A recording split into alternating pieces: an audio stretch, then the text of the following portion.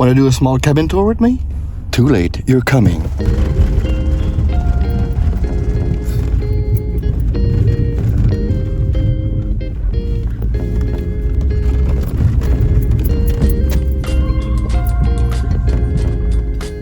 Home sweet home.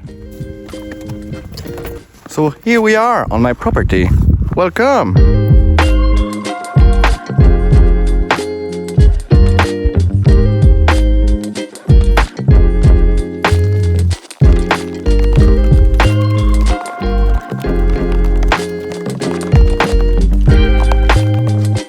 This place is on top of a cliff on a small mountain in the Outaouais, west side the region of Quebec province. And as people know, this place was kind of tricky to build, so this is why before even thinking to build a cabin, we built a material elevator. As some of you already know, this thing works with a winch and there's a buggy, so all the material you're gonna see up there have been literally brought with this thing. And I still bring my firewood with it every year, so it's totally functional. So let's go to the main compound. As you see, when you arrive, you got a cabin, you got my wood shed there, and you got my generator, because this cabin runs off solar panels, and this is a good backup when there's no sun. So basically it's a small generator, and I use it sometimes during the down months.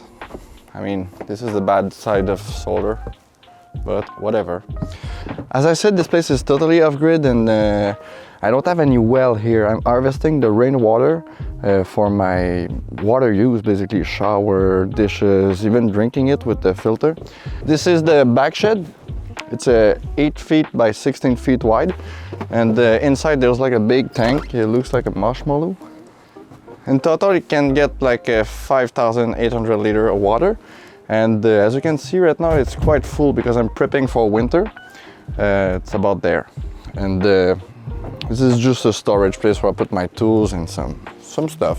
I mean, over the years I've calculated that I use about like 1,000 to 2,000 liters per month, depending on how many showers you take and how long you take them. But basically the consumption of water, it's not that bad. So for now I don't have to dig a well, like, because in here we get water sometimes from the rain like up to Christmas. So basically you got like January, February, March, and then you start to rain again in April. So you don't have to be worried that much about water, especially with the big marshmallow we got in there. So for today I'm gonna show you the front porch. And if people are interested into my water setup, I got another YouTube video about it, which I showed basically the big setup. My grandmother's ski on the wall. So that's the front porch. And it's nice, it's a cool view. There's my solar array there. It's facing south. I got like about 1,200 watts of power there. And I got another array on the cliff on top, which is about another 1,200 watts.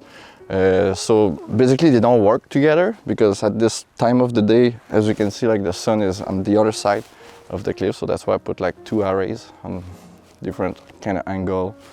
I'm mid-mountain, so that was kind of something I did to get like the most of the sun all day long. So people wondering how big is this cabin? The main cabin is 18 feet by 22 feet, plus the shed at the back, you got about 524 square feet. But the cabin inside, there's 2 lofts. Let's go see inside.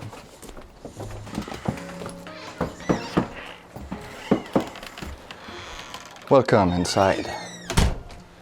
Sorry, Why? Oh. I have to retire my boots because there's a lot of snow. Okay, back to you. All right, so it's pretty minimalistic. I've built this place so I was able to be comfortable all seasons. I don't needed a big space, so I did it quite simple. When you arrive, there's the kitchen, normal size fridge. I don't want it to go with like the propane or 12-volt fridge because they're a little bit smaller and very expensive. And with the solar I have here, I can afford to have a normal fridge. Still, it's the biggest energy consumer in the cabin, but it's fun to have space. Okay, so a small tour of the kitchen. There's no oven in the kitchen, and I think if I had to do it again, I would include an oven. But I got my cooktop, which is a Ramblewood. This thing works on propane. It's very efficient, consume very little propane, and it's powered by a battery. So people out there with a setup that don't really have power, those can be a good thing to have, because it's not plugged on any power outlet. It's really a small battery that you put inside. I got some storage, garbage hiding there, all my cooking stuff there. Yeah, homemade. And that's it. It's fun to cook here. It's pretty fun. I can sit people there and see water. It's totally clean because it's filtered. And here we got a nice UV filter. I can drink the rainwater because this thing is made by Acuva. And basically there's a filter with a UV lamp on it, and the water that came out of that thing is really clean. Some people are gonna tell me, well, but there's no mineral in your rainwater because it's like distilled water. But the thing is, like, you go pick your minerals through food and other things that you consume during the day. So basically the water is clean and like it's not harmful. If there's maybe like a nuclear war, maybe I will stop drinking the water, but for now I think I'm good. And this leads me for the main space, living room. Small place this is like the kitchen spot, my small table there. My main heating system, it's a normal fireplace. Heating system, I could have been with propane. The thing with propane is we can't harvest it in the forest. If anything happens, there's no more propane anymore. I still can heat this place with wood, which is a very fun thing. And also propane is quite expensive. It's not working because it's pretty hot today, even if there's snow outside. And here's the cozy seats. I like to read books and that while looking at my fire at night or listen to podcasts. It's just like, I like this place so much. I got this sofa bed which turned into a couch, so when I have a friend over or family, they can sleep there. It's very fun. And I can show you the bathroom if you want. Storage. Bathroom is kind of fun. This is a clawfoot bathtub, and I want to show you something here. It's because as I'm running with like rainwater, I don't want it to have like a regular toilet, because regular toilet, they take like 4 liters per flush. So what I did is I installed an RV toilet. It's with a pedal. So when you do a number 1, there's no water. This is a very good way to save water. And then if you have a number 2 to do, you just press the pedal and fill the bowl with water. And then you flush. Et voila. And then you're gonna be like, where's this all going? Well, it's going about like 250 feet down the mountain in the septic, which I'm gonna show you.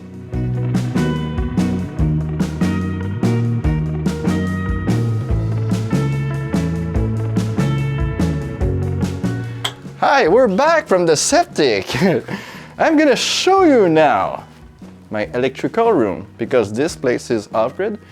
I'm not a prepper, there's no garden, there's no gun. I mean, this place is just not plugged on hydro and any services provided by the municipality. So here we are.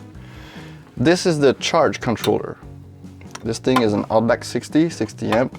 My setup is 24 volt. So basically all the power that comes from the solar panel, it's through this charge controller, and this charge controller is plugged on the batteries. So you can see if the batteries are charged or discharged, etc. Batteries are right there. Yeah, the batteries from Voltium, they're two 12 volt, 300 amp each. they're plugged in series. And those are my favorite batteries because they're lithium. Before I used to have acid batteries and I have to be always careful to not drain them under 50%. And with lithium, you can drain them as you wish. The inverter here, we got the OutBack. It's a 24 volt. And this is the sub panel of the house. I got some 12 volt appliance right there. It's almost like a van basically, but it's not moving and it's harder to charge. How long will you last with that with no sun? The answer is 2 days, that's it. So hope for the sun. That said, we are here in the kind of like heating the water setup. It's kind of weird because I got electric and I got propane. Why I did both setup like this, it's because during summer months, I got like an overload of electricity. Unfortunately, it's not always like this. During winter, it's pretty much kind of hard to fill the batteries totally because it's not super sunny, but during the summer, I have so much power, I don't even know what to do with it. I might start mining Bitcoin. So what I did there is I've plugged the electric heater in series with the propane heater. And this electric heater is directly plugged on my inverter. And my charge controller knows when my battery bank is full. So there's a thing called a dump load that goes into my electric heater. So it starts heating the water by itself. So sometimes during summer I can just close my propane heater and I don't use propane to heat my water, as like there's so much electricity that all the water that is warm comes from the electric heater. So it's kind of fun to play with those things. It's not a conventional setup as you can see, but you can explore. And like, I didn't start with that. It's just over the years I was like, oh man, I have so much power during summer. What can I do with it? So maybe I can put a dump load into that. So it's fun. C'est pas mal ça, stuff for a septic.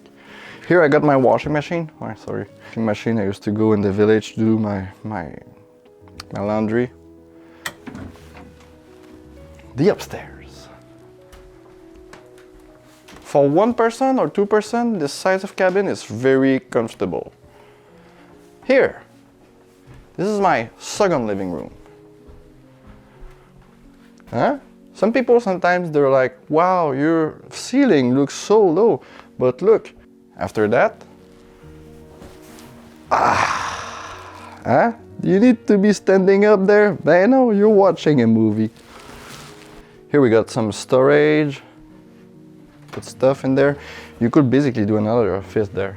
Like you remove this and you do an outside office, because right now my office is in the darkness and everyone complained, but not me. Because the reason why I put my office in the closet is because I'm a video editor.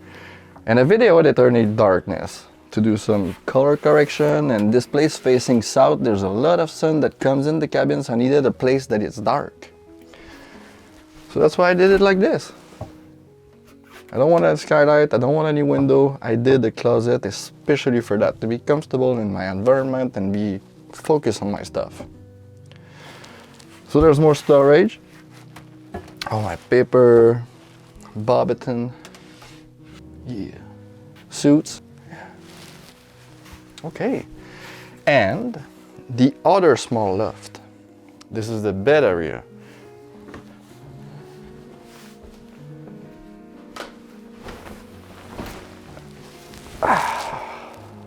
Comfort.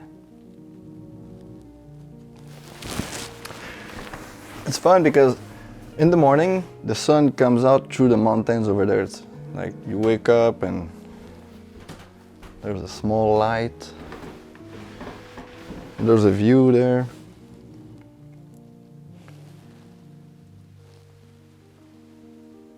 So nice to sleep here. It's interesting to have a small space like this because you don't spend 6 hours to clean the whole thing. I mean, when you do the vacuum, it takes about 10 minutes, undusting it, then another 10 minutes. Bah, maybe more, I'm exaggerating there, but depends how fast you clean stuff. I could have done like a whole floor that goes there to have like another room, but I kind of liked to have the high ceiling. So it creates a look that the space is tall and it's spacious. and it's wow, yeah. Internet provided by Starlink, very performant and expensive. For the more technical stuff, people asking me how much a place like this could cost. Depends always where you buy the land. The project here all included land, cabin, septic, everything, all the machine. It's about $185,000 Canadian. The main cabin with the wood, because it's almost wood, but insulation, etc. All the machines, the solar system, it's around $125,000 Canadian. The septic was 50 grand. Like just the septic parts was 20 grand, plus another 20 in excavation and landscaping.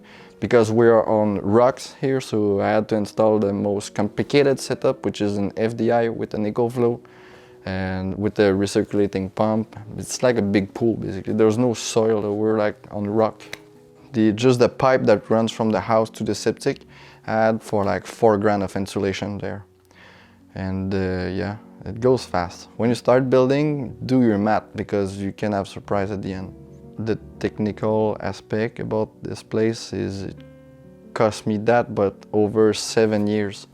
So I'm not a rich person, my parents are not rich as well, so the money was not like coming out of anywhere. I had to go do a filmmaking video and then come back, put all the money to buy a little bit of construction material and then do it again. I did that for like 7 years and here I am. The project is still not finished completely, but I'm getting there. Insurance-wise, sometimes it can be hard to insure when you're only eating with a wood stove, but there's good company out there that still insure a place when you live there full-time if you heat with a wood stove, because basically I'm there full-time during the winter, and I got good neighbors too that can come do fire if I have to leave for a shoot or something, but I tend to avoid going shoot during the winter months. I just stay home and do video editing. During the last months, I installed a thing on my battery setup. It's a smart shunt with a servo from Victron. With this, plugged to the internet, you can manage your house, basically the battery from everywhere around the world. You can see the status of the batteries. So this is very useful. Before I didn't have that, I had to call my neighbors and be like, hey, do you know the power of the house? So we maybe have to start a generator or like shovel the solar panel.